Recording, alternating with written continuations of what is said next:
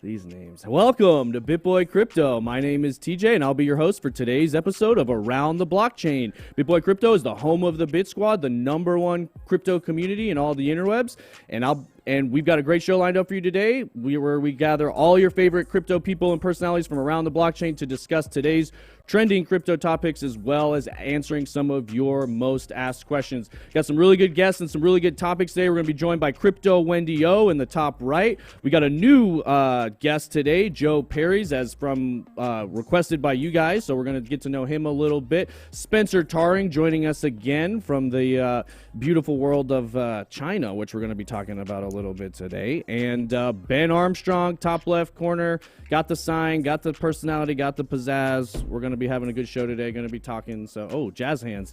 So yeah, and we're going to be getting into some really good topics today. Is this a bear market, or when will it be? If you don't think it is, where are you calling it? We're officially back in the bear market. We're going to be looking at the World Bank being required to accept Bitcoin now because of some of the moves El Salvador is making, as well as the China crackdown. We've heard a lot of China FUD in the past. This time it seems a little bit different. They're really pushing for that digital yuan. So they're really cracking down hard on this stuff. So we're going to get into that discussion a little bit more. But first, before we get into that, we're going to do a quick market watch. We've got Bitcoin dump, the whole market kind of across the board dumping. Bitcoin down 7%, Ethereum down 10%. Only thing up is Pirate Chain. We got a little privacy coin with 11% up today. But we'll throw it real quick to CryptoWendyO. What are you looking at the markets? Anything on the charts? I know it's probably ugly today, but what do you got for us? All right, guys, I always keep it real with my analysis and what I'm seeing in the markets. So as far as what Bitcoin is doing, realistically, if we cannot get above this $33,400 area in the Vibe and Consolidate area, I feel that we will probably maybe bottom out at about $24,000. That would be the absolute bottom for me currently. I went ahead and added another line at $13,000. I'm not saying we're going to $13,000. I just kind of wanted to show where an 80% correction would be for those that were kind of curious. But realistically, it's not looking too great right now. MACD has just started to complete that bear cross that is present. And again, MACD is a lagging indicator. So unless we can sustain above $33,000 and close above on the daily, which we'd have maybe like an hour or two to do so, I'm feeling that we may get another breakdown. However, we do have some support here at about $31,000. So I do not think it is a good idea to get into any altcoins right now until you get confirmation. So whatever you decide to do, be very, very careful. And TJ said I can shill my crypto meetup that I'm going to be having. It is going to be in Los Angeles County at Angel City Brewery from 5 to 6 p.m. June 26th, Saturday this weekend. It is 100% free. You come and show up, and it'll be a great time. So thank you so much, guys.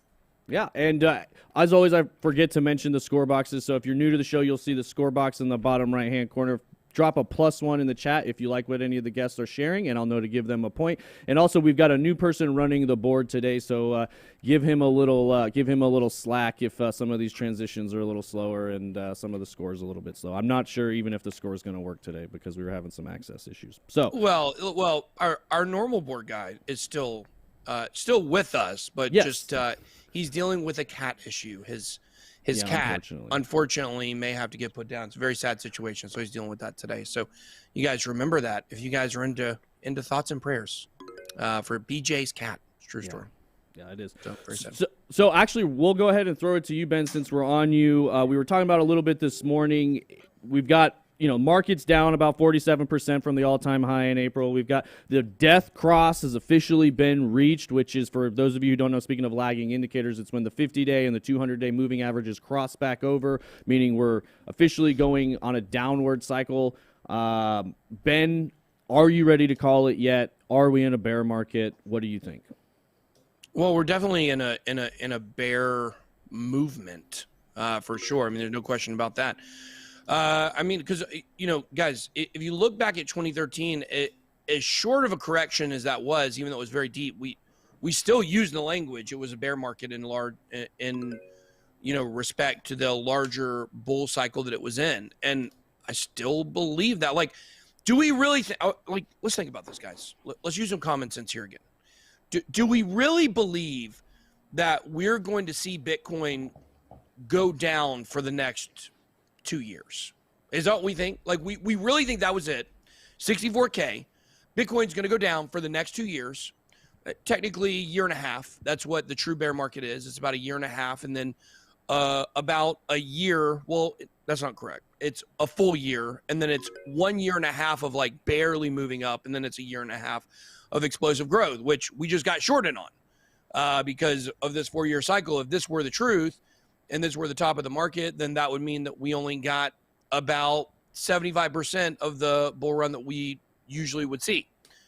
But do we really think with all of this news going out or out there, with El Salvador accepting Bitcoin, okay, with every major financial institution out there in the game for Bitcoin, and Ethereum as well. We've got EIP 1559 launching for Ethereum next month.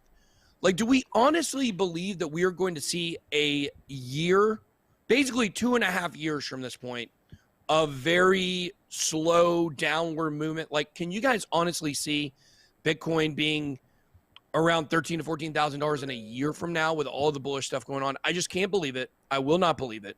I do believe we will head back up. I believe the middle of July is when we can look for this stuff to happen. That's what I'm hearing. I got a lot of inside sources. I got a lot of people that are involved in the manipulation telling me stuff. Some people trying to fight against the manipulation. Middle of July is what I'm hearing. And until that doesn't happen, that's what I'm going to ride with. Okay. And then Spencer, I know you've been around this space for a long time. You've seen a lot of different things. I want to hear your opinion. Is this short-term FUD and manipulation, or do you see this developing into a long-term trend? Honestly, it does feel a little bit like January, February 2018, was it?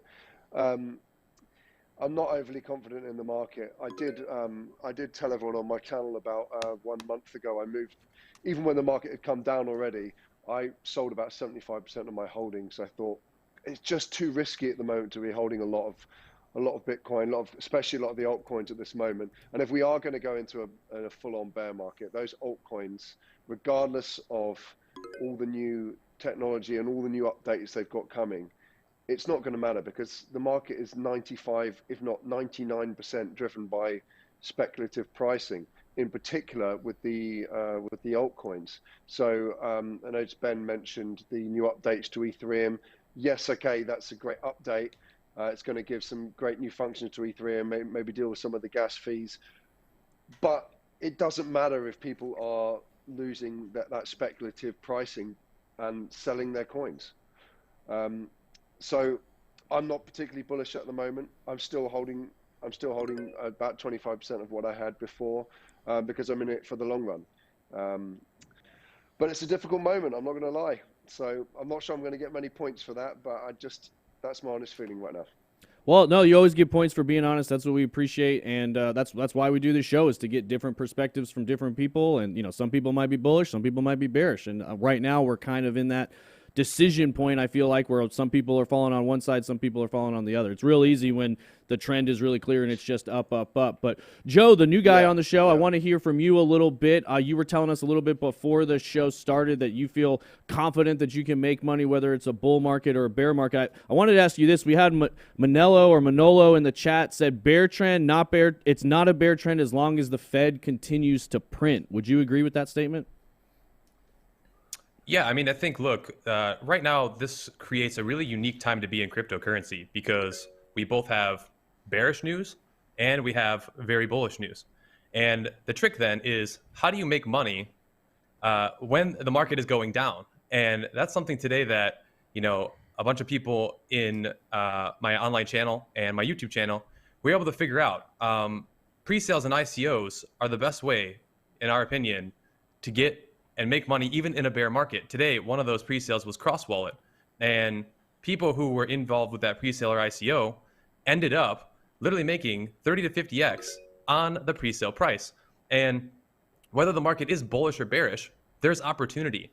And to me, right now, when everyone's doing one thing, when they're saying it's bearish, it's bearish, it's bearish, in my mind, I kind of want to do the opposite, right? I'm kind of thinking, all right, everyone's given up on this, And that's exactly when you should be thinking about doing the opposite. Now, is there, more downward action? Absolutely. Is the Fed going to keep printing more money? Is there going to be more inflation? Probably, right?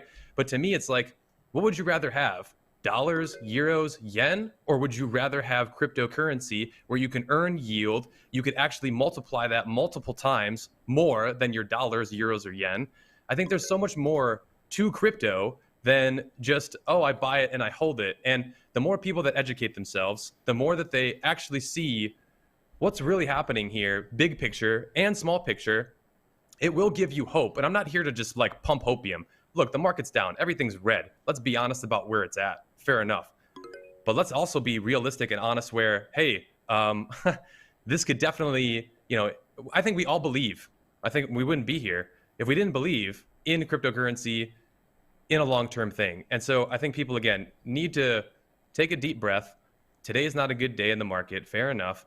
But this is where you got to really use your mind to be creative, to find ways to make money while the market is going down. And again, there is an abundance of opportunity. There are new projects launching every single day, whether it's a meme coin, whether it's this coin or whatever. And that's where you should be focusing your attention, not on negativity, not on the negative news. Focus on what you can control and put your money in the best situation possible, because the more times that you do that, that's when you're going to come out in the long run. And if you can accumulate and make money now, just imagine where you're going to be. You're going to be light years ahead of everyone else. That's my take on that. Yeah, no, that was a really good take. I really love that statement. Focus on what you control. I say that all the time. I mean, there's all kinds of things happening in this market. Some of them you can control, some of them you can't. So you're better off just only focusing on what you can control. And thanks for mentioning Cross Wallet. Like you said, it did launch today. It's on PancakeSwap. It's actually trending #1 on Dex tools right now. It's something we're invested in as well. We do hold that. So yeah, they just launched today. So thanks for mentioning that. It's a solid project and a lot of good stuff coming out from them in the future. So real quick, I wanted to ask Wendy, do you think this is like the 2013 cycle, like the 2017 cycle, or an animal all of its own? It's none of the above. Well, it's interesting because Joe and I were kind of talking a little bit before the show, and we really have to think about where we are economically as a world, globally, because we're in a very, very bizarre time. It's like, is the United States going to suffer a housing crash?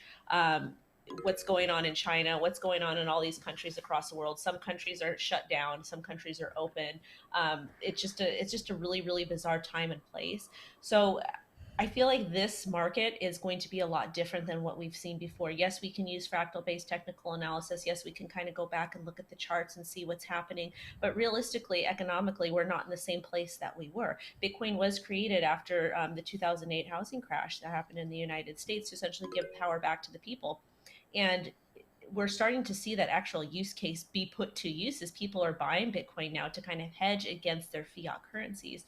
So for me, I'm just kind of watching to see how this all plays out. I'm being very careful with my investments, more careful now just because we're in this downward price action. And it's great to be optimistic, but at the same time, I think that we should kind of watch a little bit more and maybe consider not taking action, just kind of see what's going on. Yeah, that's never a bad approach. Just gathering information and doing your own research, learning more before you take action, is beneficial a lot. And like you said, the geopolitical landscape is changing greatly as we're seeing this stuff with El Salvador. So that actually brings us right into our next topic, which is the World Bank. Will they accept Bitcoin? Will they not accept Bitcoin? So just real quick before we get into that, we've got about 7,000 people watching right now. And only about 653 likes. So if you guys could smash that like button and get the likes up, that really makes a huge difference with YouTube. And hopefully we can get our camera sorted out too. So real quick, we'll go to the next subject. Everybody else's camera seems like it's working. Mine's frozen. I can fix it in just a second once we get this moved on. So with the World Bank, they recently rejected a request from El Salvador to help them with with Bitcoin adoption. And part of that, we talked about it a little bit this morning. We were looking at their bank charter from 1944. And in those articles, it states that the World Bank will accept any legal tender or in-kind currency, and a variety of different things in place of that on behalf of any country that supports it. So, Ben, do you think the World Bank will become one of the biggest bag holders of Bitcoin, or do you think they'll fight it all the way to the ground? That's a great question. I mean, look, at the end of the day, all these people are going to have to own Bitcoin. So it just depends on your time frame. Like, yeah, of course, they're going to have to. Everybody's going to have to if you want to have a say in what's happening in the world. And I mean, really, if you think about it, it's probably advantageous for them to start working with these countries in South America and Central America who are either already or talking about starting to accept Bitcoin, because then they could start, I don't know, they could get a piece of that pie somehow. But I mean, obviously, it's very interesting. I had a talk today. I got an interview coming out later this week with Tika Tawari, Palm Beach group, and he's got 160 researchers. And can you imagine having 160 researchers? Wow. That would be that's a lot. friggin' awesome. Wow. Yeah, he has 160. That's unbelievable. That's how they put out those really extensive reports. But the point is that I was talking to him about it, and I started thinking about all of these guys who are near the top of all these funds and stuff, whether it's, Jamie Dimon or, Warren Buffett is his own thing, but Warren Buffett, all these guys are like 65 and up, 60, 65, between their late 50s and, beyond, right? A lot of these people are the very most influential people in banking and finance and everything. These guys are going to be dead by the time Bitcoin really takes over. By the time DeFi and Bitcoin really takes over, a lot of these people are not going to be here. They're going to be 90 years old. I mean, they're going to be totally irrelevant to what's happening in the market. Or, Warren Buffett's, or, how old is he? He's like, if he makes it another 25 years, somebody needs to check his circuit. But a lot of the most influential people in finance are going to be gone. And so I think what we're seeing right now is we're seeing a transition between, like, a lot of people and organizations are wanting to fight Bitcoin because they see what's coming with it. But then a lot of them are just like, F it, let's just accumulate as much as we can and make as much money as we can in the shortest period of time that we can make it. So I think that's really where you're going to see a very interesting dynamic, rise up between, because look, crypto, blockchain, DeFi, it is not going to oust the traditional banking system for probably 25 to 30 years, if we're honest. Like, completely, like, crush it. I mean, if you look at the transition between the automobile to the horse, or from the horse and buggy to the automobile, or from, a brick and mortar to online commerce, like, that's about how long it takes. So I think we're just seeing an interesting dynamic of what side are they going to fall on? Are they going to fall on where the people at the top are going to want to make a lot of money, and so they're going to take Bitcoin and accept it? If they have, like, they feel like it's going to be more advantageous for them to stretch that out and fight as far as they can possibly fight it, then they'll do that too. But a lot of these old people are going to die. Yeah.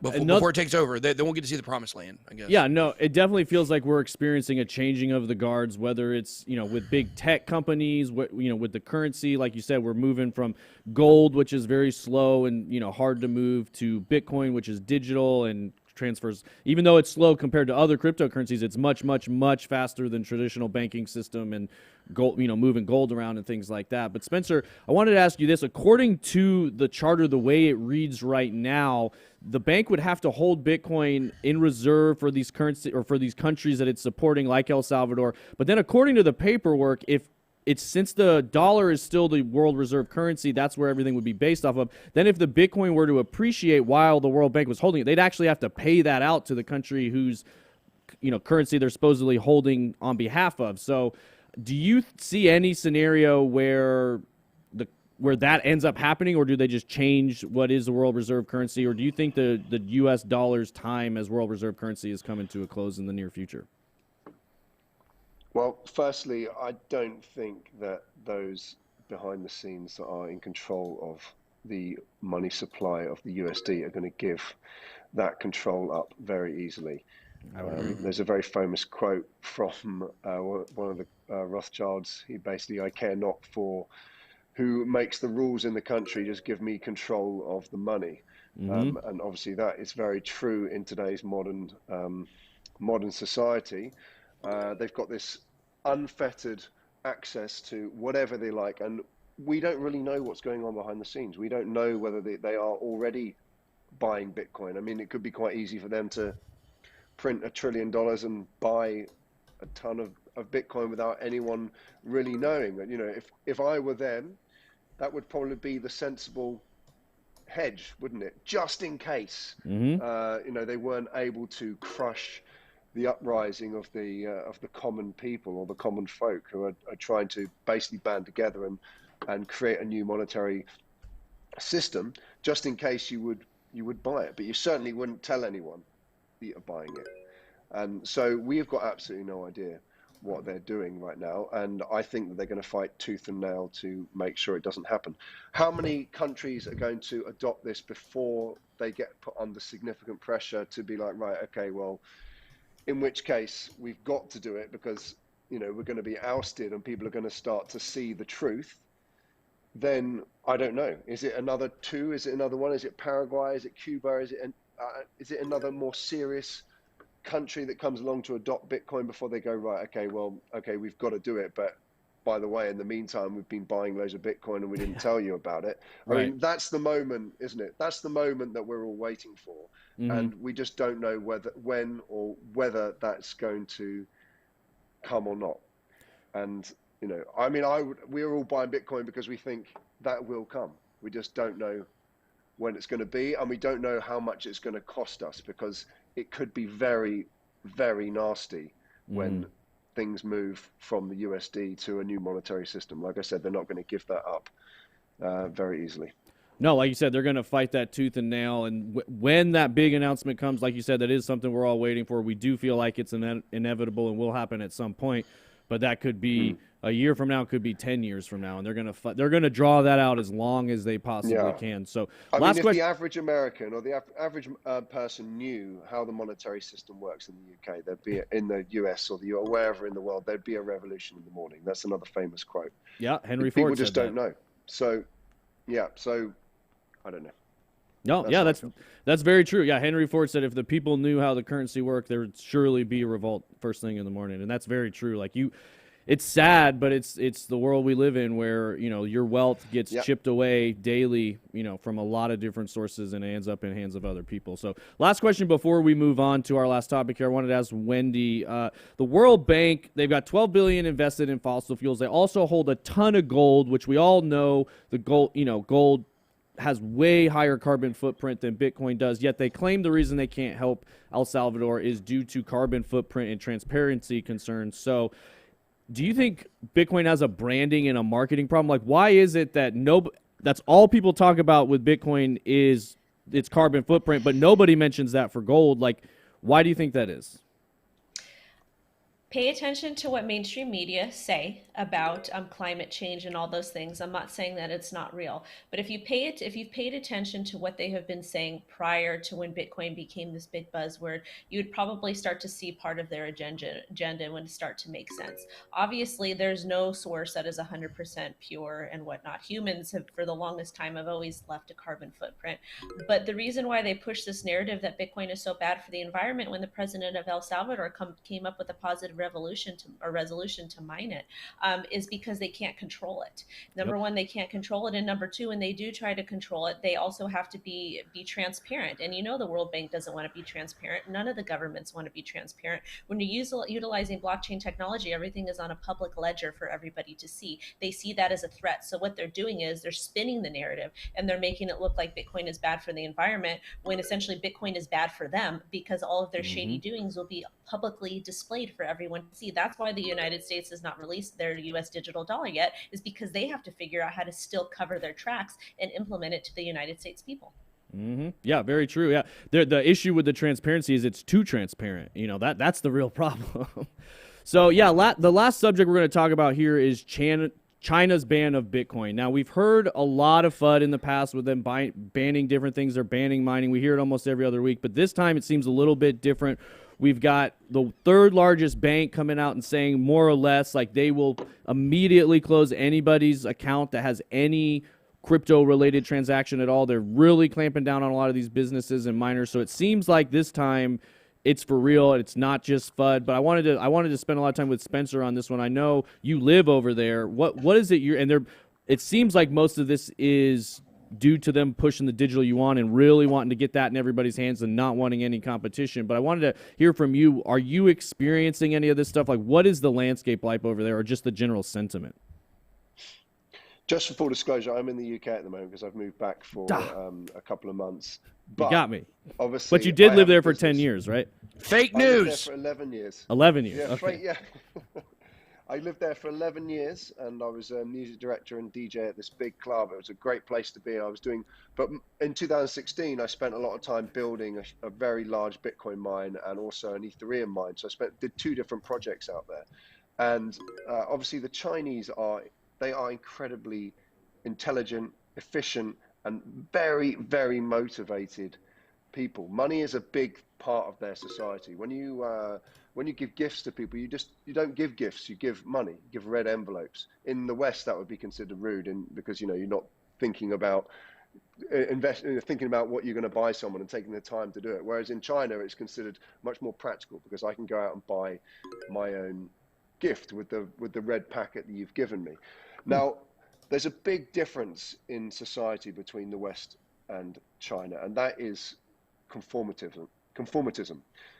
Chinese basically do as they're told. That's why they were able to control the COVID or Corona outbreak with much better efficiency than we are in the West, because in the West, we're like half the people are, I don't want to do that, that's my freedom and that's my right, blah, blah, blah.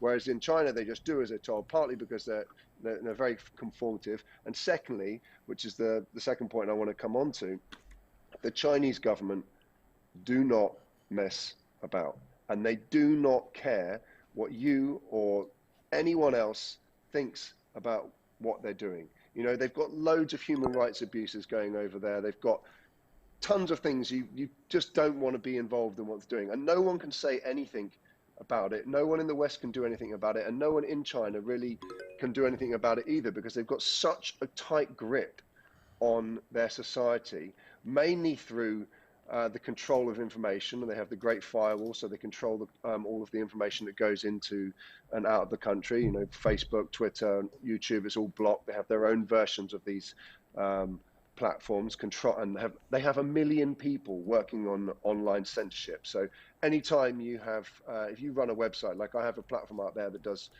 we share music, and our comment system, that has to be monitored by someone from the government. So they have 1 million people working in government monitoring everything that's being said online, and there's loads of words that have to be instantly deleted, etc. So it's a big operation. So they're able to control the flow of information to people. And then they also have this incredible survey.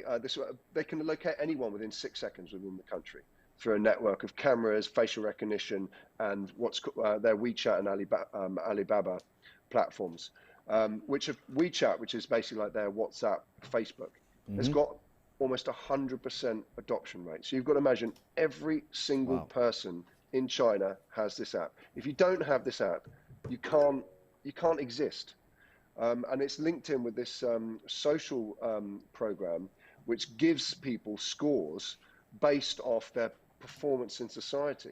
So if you say something bad about the government, or you buy a certain thing that they don't like, or you hang out with someone that has said something bad, your scores start to go down. And when your scores go down, you can't buy international plane tickets, you can't get visas, you can't get certain access to certain train tickets. There's a whole range of things that you get penalized for. And this is becoming stronger and stronger and being more implemented in society. So their grip on the people that live there is extremely tight. But what's even more scary about it is the people, they don't seem to care. Because, for instance, my girlfriend is Chinese, and if I ask her what's the best place to be, she's like, China's the best, because I am safe in China and my life's good and it's getting better and I don't have to worry about anything. And that's very true. Like, if you come out of a nightclub at 3 a.m. in the morning in China, no one will bat an eyelid and look at you or give you a funny look. No one will mug you. No one will do it. You can be a girl in a tiny mini skirt. You're totally safe. Whereas you did that in America, in Hollywood or whatever. You walked out there, there's a high chance you're going to get abused or whatever. It's not the same. It's a totally different society. So she's right in that case, saying that she's very safe. And I'm always trying to say to her, look, someone that gives up a little freedom for a bit of safety doesn't deserve either. Right? And that's also another famous guy, I don't know who said that, but trying to explain that to someone that's Chinese is extremely difficult if they haven't had this Western education or these Western viewpoints. And this ability to control their society makes it much easier for them to get rid of things like Bitcoin. So when they say there's no more Bitcoin, or when they say we're shutting down the miners, or when they say it's illegal to do this, or it's illegal to do this, or we're going to ban your bank account if you've got anything to do it, they mean it.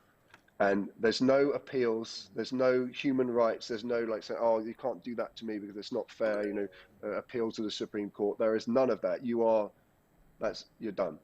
You cannot compete with the CCP, the Chinese Communist Party. And maybe it's the right way to have society. I don't know. In some cases, ignorance is bliss. You know, you can live a happy, good life. My girlfriend, she's very happy. She's having a great time. Maybe that's how people are meant to be, where you've got the West who is so inefficient trying to do things. America and UK the same. They spend the whole time, you've got two political parties basically fighting each other the entire time. Don't know who, you know, one gets in power and they implement a load of things, and the next person comes in power and they delete all the things that the last party did, and you're back to square one. Whereas China, they're thinking 60 years ahead. Their policies are not about staying in power. Their policy is about making China the most powerful and most successful country on the planet. And if that means they don't want Bitcoin in their country, then Bitcoin will not be in their country. Yeah, no, a lot of really good points there, and a lot of that stuff is pretty terrifying. I'm not gonna pretend that the United States has everything figured out, but I'm not sure that everybody having a social score and being dependent on an app is necessarily the best way to go. It's very scary. It's very scary. Well, that's why I said it's, you know, if you give up a little freedom for a bit of safety, you don't deserve either, because if they go tyrannical, there's a big problem. Yeah. And that's why we have that check in the West. And so we're hoping that the West is going to adopt Bitcoin and show their true color, show that they are in it for the people and not in it for themselves. That's what we hope. And that's what our check is against the government. And obviously it's a big threat to China. So it's going to be interesting to see. Yeah, and it's important for people, you know, like us to stand up and say what's important to us, what we believe in, and all that kind of stuff. Because it is a little scary just how normalized all this stuff is, how accepted it is for everybody to just be in these, you know, on these apps. And I mean, it's not too far of a stretch of imagination for them to try to slowly implement something like this in the U.S. because, like you said, the main thing they're trying to do is get control of the money, and they can feel that control getting out of their hands. China feels like they've got it rolled in pretty good here, but the United States, like in most of the rest of the world, which is good, that's what we want, is free, open access for anybody to engage with. I think that's makes for a better money supply and a better society long term. But Joe, I wanted to throw this question to you here on regarding China and the digital yuan and potentially like any of that kind of stuff getting implemented here in the U.S. There's been a lot of talk of the digital dollar. They haven't rolled it out in any big, meaningful way. I'm curious to hear from you. Do you think the superpowers like the United States are going to try to do something similar to what China's done and roll this out with a big app that tries to make everything else really easy and implement the digital dollar through an application? What's your thoughts on that? Yeah, I mean, I think our entire world right now is going through a massive paradigm shift, right? We've seen it with, you know, what's just been happening with everything in the last year. I don't want to say the words, right? Because, you know, that's not good against you two. So I'll spare us that. Thank you. But yeah, so we know what's been happening in the last year, right? So there's a lot of paradigms that are happening. One, work from home. Right? Everyone now has the ability pretty much to kind of work from home, and we've kind of evolved through that. What else? Just being able to be flexible. And I think that it's inevitable that, yes, we are going to see digital currencies and digital money. How is it going to happen? I'm not sure exactly step by step how that's going to happen. Are we going to mirror it exactly after China? Well, it depends upon how successful, you know, they're the first to the gate. Right. So I think all the other countries are going to kind of look at it and go, all right, is it working? What do we like? What do we don't like about it? And we're going to implement our own kind of style to this. And I do think that it will come, though. But here's the thing, that we don't want just to have digital currency, because if something were to ever happen, let's say, you know, war were to happen for whatever reason, and we don't have any cash, and all of a sudden the internet goes down and all of our money is just gone because it's, you know, digitalized.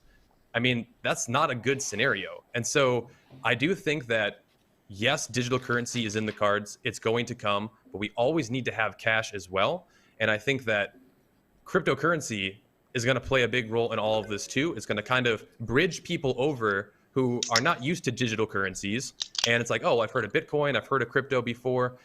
Now, right, I see a digital dollar on my phone. It's like, okay, this isn't so foreign to me. And I do think that it's coming for sure. I do think that it's going to be easier to use than people expect, but there will be a learning curve. And if you want to stay ahead of that learning curve, cryptocurrency definitely offers that for you. And it's really good practice. So be ready and be ready to adapt. I think that that's going to be the biggest thing moving forward, is your ability to adapt. Whether you get a digital currency or not, you got to stay one step ahead of the curve here and always be ready. But I do think that it's on the horizon. Yeah, that's a good point. It does change fast, and learning as much as you can, as fast as you can, is a really good way to set yourself up for the future, because fortune favors the bold and those who can adapt quickly. Man, it just started pouring here. I don't know if you guys can hear that, but it is storming. So we got one more question here before we wrap up. We're running a little short on time, but Wendy, I wanted to ask this one to you. With all of this news of like miners leaving China, we know they used to maintain the majority of the hash rate. It sounds like they really truly are kind of saying no thanks to Bitcoin. We want to go all in on the digital yuan. Do you think that's good for the United States or some of the other superpowers, or just kind of the rest of the world long term, that we're getting some of the hash rate that was very focused into China kind of spread around a little bit more? Is that a positive? Thank you so much for asking me this question. I was actually hoping I would get asked this question, and we talked about it on my show today.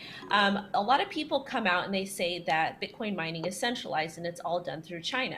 And that's a fair statement, because there's a large majority that was done via China. However, now that we're seeing this big ban that's coming out of China, first and foremost, I feel very sorry to all the business owners that were mining in China, because it's going to decrease their quality of life. It's not good for them and their families. I don't think what they're doing to those small business owners or those business owners are okay at all. I don't appreciate it. I think it's terrible. But what I will say, kind of looking at the glass half full, is that there's going to be a massive opportunity for Bitcoin mining to be done in other countries, in different places in the United States and places in South America, and even some very, very, very poor countries. And them being able to successfully mine Bitcoin can change their lives and can improve their quality of life. So overall, even though it's a terrible thing that's happening to the people of China, I think it can be a very positive thing, and it will impact other countries that truly do need this positive change in a good way. So I'm kind of looking at it like that, because I think that it's going to help revolutionize some of these underdeveloped countries and some of these people that are struggling. So I think it's going to be a good shift of power, and hopefully it will get delegated, or it will work out to where Bitcoin mining does become a little bit more decentralized as the intended purpose. Yeah, no, that would be great to see it get spread around a little bit more. And like you said, seeing some of these lower economic activity countries that have a lot of talent, they have a lot of intelligence and a lot of economic things to offer to the world, they've just been excluded. So seeing them really get included, I think would really help the world and move us all towards a better place. So that's all we have time for today, guys. If you could, we had 10,000 people here. We didn't get to 3,000 likes, so if you guys could smash those likes, we really appreciate it. It makes a big, big difference in the algorithm. So Spencer is our top scorer today with the winner. So Spencer, you've got 30 more seconds to leave the audience with a parting message and let them know what they need to hear to weather this market. I just want to say that I do think that crypto is the future of finance, and I think we're going to get there.